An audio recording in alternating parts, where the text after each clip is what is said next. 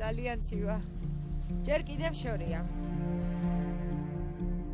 ატენიდან საკმაოდ მაღალმთიან სოფელში მე-17 საუკუნეში გოლიათ ადამიანს ჯაფარს უცხოვრია. ეს სოფელი ზღვის დონიდან 1530 მეტრ სიმაღლეზე მდებარეობს. ჯაფარის არსებობას ამ მხარეში არა მხოლოდ ადგილობრივები, არამედ ლიტერატურული წყაროებიც გადმოგვცემენ.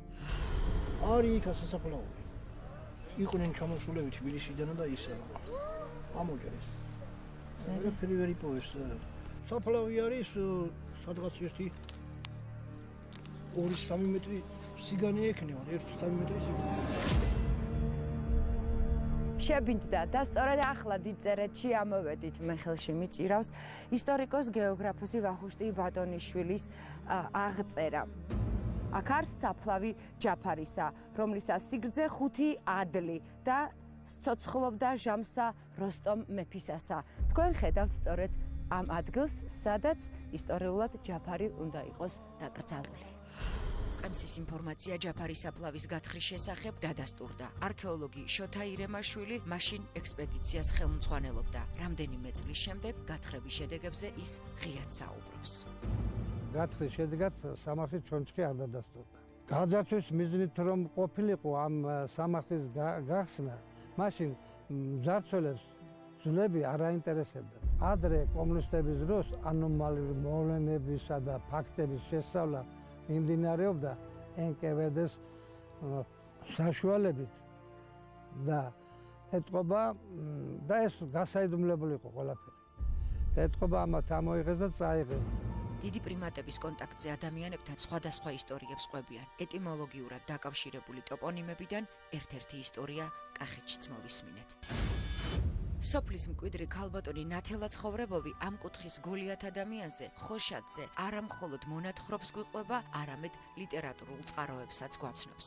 გველეშაპი ყოფილა, რომელიც ხალხს ხოცავდა, ჭამდა. ამ ხოშატმა მოკლა ეს გველეშაპი და გადაარჩინა ხალხი. მან მომკვდარა და აი ის რო არის სამარხივით რო არის, ეგ მაგას მან ყოფილა ეს სინამდვილეში.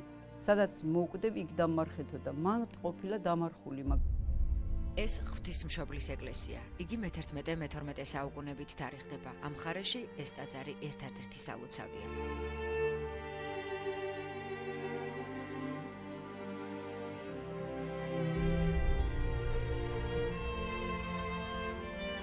ჩვენ როგორც მნიშვნელოვან მოვლენასთან ასევე შესაძლოა მსოფლიო სენსაციასთან კონდეს საქმე. ტაძრის შესასვლელთან ჩვენ ვხედავთ დიდ 3 მეტრამდე ადამიანის საფლავს, რომელიც ხალხური ზეპირსიტყვიერების თანახმად ურჩხულთან მებრძოლ გმირს ხოშატის სახელს უკავშირდება. საფლავი 70-იან წლებში ქართველ არქეოლოგს ლევან ჭილაშვილს გაუხსნია. დეტალებზე ჯერ აქამდე არავის უსაუბრია.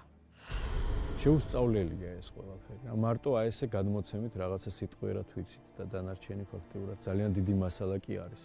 ისტორიკოსებისთვის, პალეონტოლოგებისთვის, ანთროპოლოგებისთვის და ასე შემდეგ. ძვლებიც და არტეფაქტებიც წაღებული არის.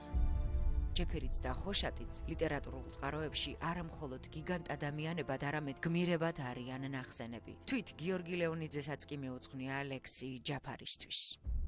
ამ დევკაც ზუძუ ვინ მოაწოვა, რომ სამარეც კი აქვს ახოვანი, აურჩევია ნავთ საყუდარად, ტყე უღრანი და ბალახოვანი.